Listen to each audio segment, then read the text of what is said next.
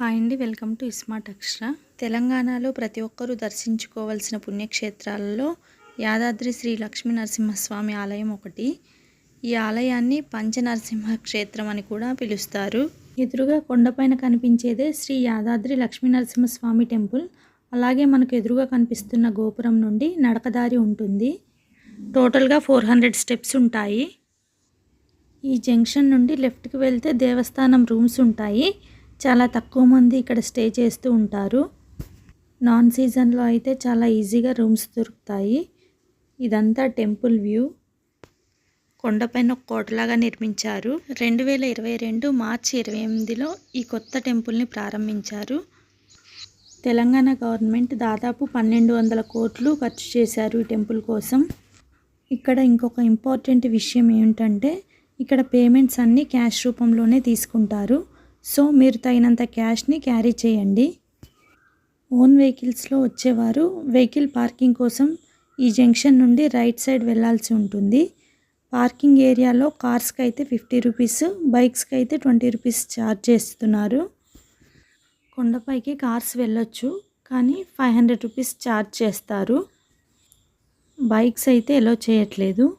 పైన కొండపైన ఒక 200 నుండి 300 కార్స్ పట్టేంత స్పేసే ఉంది కాబట్టి మొత్తాన్ని ఎలో చేయట్లేదు. కొండపైకి వెళ్తూ ఉంటే కొండ చుట్టూ మొక్కలతో చాలా బాగా డెకరేట్ చేశారు. ఈ మొక్కల్ని చాలా బాగా మెయింటైన్ చేస్తున్నారు. పార్కింగ్ ఏరియా నుండి కొండ వరకు ఒక 1.5 కిలోమీటర్ డిస్టెన్స్ ఉంటుంది. పార్కింగ్ ఏరియా నుండి కూడా బస్సెస్ ఉంటున్నాయి.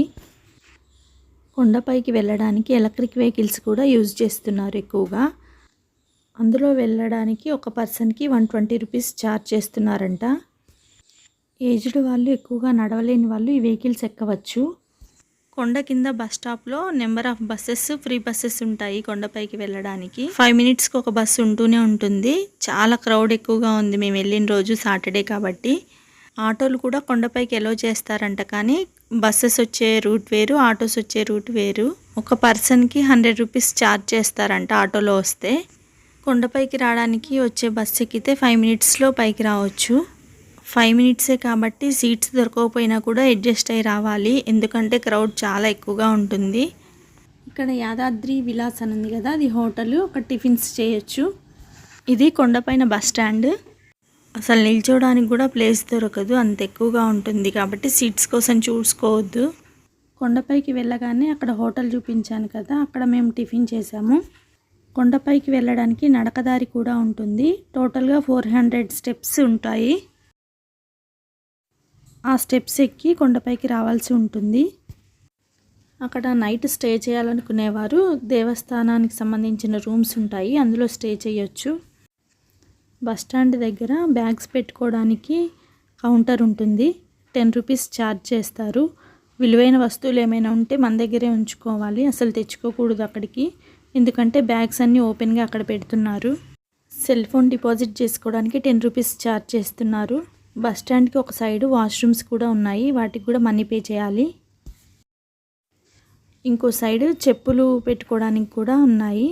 2 రూపీస్ అని రాసి ఉంది అక్కడ, కానీ అంతకంటే ఎక్కువే వాళ్ళు ఇష్టం వచ్చినట్టు మనీ ఛార్జ్ చేస్తున్నారు. స్పెషల్ దర్శనం అయితే 150 రూపీస్, బ్రేక్ దర్శనం అయితే 300 రూపీస్ ఛార్జ్ చేయాల్సి ఉంటుంది. బ్రేక్ దర్శనానికి టైమింగ్స్ ఉంటాయి. బస్ స్టాండ్ పక్కన నుండే దర్శనానికి వెళ్ళాల్సి ఉంటుంది. ఈ కనిపిస్తున్న ఎల్లో కలర్ లైన్ నుండి దర్శనానికి వెళ్ళాలి. కొబ్బరికాయలు తీసుకొని వెళ్తే ఆ లైన్లోనే సైడ్కి నిల్చొని ఉంటారు, వాళ్ళే కొట్టిస్తారు. ఆ లైన్లో నుండి లోపలికి వెళ్ళాక పెద్ద రూమ్ లాగా ఉండి అందులో క్యూ లైన్స్ ఉంటాయి. అక్కడ మమ్మల్ని 12 దాటిందని స్టాప్ చేశారు. ఒక 1 అవర్ దాకా కూర్చున్నాము లైన్స్లో. లోపల చాలా చల్లగా ఉంది. పెద్ద పెద్ద ఏసీలు ఆన్ చేసి ఉండడం వల్ల హాయిగా కూర్చున్నాము. ఒక 3 ఫ్లోర్స్ ఎక్కి మళ్ళీ ఒక ఫ్లోర్ కింది దిగి చూస్తే లోపల గుహలో స్వామివారి విగ్రహం కనిపిస్తూ ఉంటుంది. టెంపుల్ లోపల లైటింగ్స్తో చాలా బాగుంది. ఇలా గోల్డ్ కలర్ లైన్స్లో నిల్చొని ఉన్నాం కదా ఇంతసేపు, ఇక్కడికి వస్తే టెంపుల్ లోపలికి వెళ్ళిపోవచ్చు. టెంపుల్ లోపల రామదాసు లాంటి వాళ్ళ విగ్రహాలు చాలా బాగున్నాయి. అక్కడ గోల్డ్ కలర్ లైన్లో చూస్తే వీళ్ళందరూ ఇక్కడ ఫొటోస్ తీసుకుంటున్నారు. ఫోన్స్ ఎలో లేవు కదా, ఫొటోస్ ఎలా తీసుకుంటున్నారు అనుకున్నాం మేము కూడా. దర్శనం అయిపోయాక బ్యాక్ సైడ్ నుండి కిందికి దిగి మనం కౌంటర్లో పెట్టిన మొబైల్స్ తెచ్చుకొని ఫొటోస్ దిగొచ్చు ఈ ఏరియాలో. చాలామంది ఇంటి దగ్గర నుండి తెచ్చుకున్న ఫుడ్, ఇంకా ఇక్కడ పులిహోర ప్యాకెట్స్ కూడా కొనుక్కొని తింటున్నారు ఈ ఏరియాలో. మేము కూడా పులిహోర ప్యాకెట్స్ తీసుకొని ఇక్కడే కూర్చొని తిన్నాము. ఫొటోస్ దిగడానికి వ్యూ చాలా బాగుంది కాబట్టి అక్కడ ఫొటోస్ దిగి మళ్ళీ కిందికి వెళ్ళిపోయాము. ఇక్కడ దగ్గరలో అన్నదాన సత్రం కూడా ఉంటుంది. టైమింగ్స్ 12:30 నుండి 2 వరకే పెడతారు. 2 దాటితే పెట్టరు. టెంపుల్ బ్యాక్ సైడ్ చూస్తే పార్క్ లాగా చాలా బాగుంది గ్రీనరీతో. అక్కడ చాలామంది కూర్చొని రిలాక్స్ అవుతున్నారు. ఇక్కడ వాటర్ కూడా ఉన్నాయి, ఫ్రీగా తీసుకొని తాగొచ్చు. మళ్ళీ కొండపై నుండి కిందికి వెళ్ళాలంటే ఫ్రీ బస్సెస్ ఉంటాయి. ఎన్ని బస్సులు వచ్చినా కూడా బస్సులు మొత్తం చాలా ఫాస్ట్గా నిండిపోయి కిందికి వెళ్తున్నాయి. ఓల్డ్ ఏజ్ వాళ్ళు ఉంటే వాళ్ళని కొంచెం జాగ్రత్తగా ఎక్కనివ్వండి. మేము కూడా బస్సులోనే కొండపై నుండి కిందికి వెళ్ళాము. అంతే అండి, ఈ టెంపుల్ చాలా బాగుంది. ఒకసారి మీరు కూడా వెళ్ళి స్వామివారిని దర్శించుకోండి.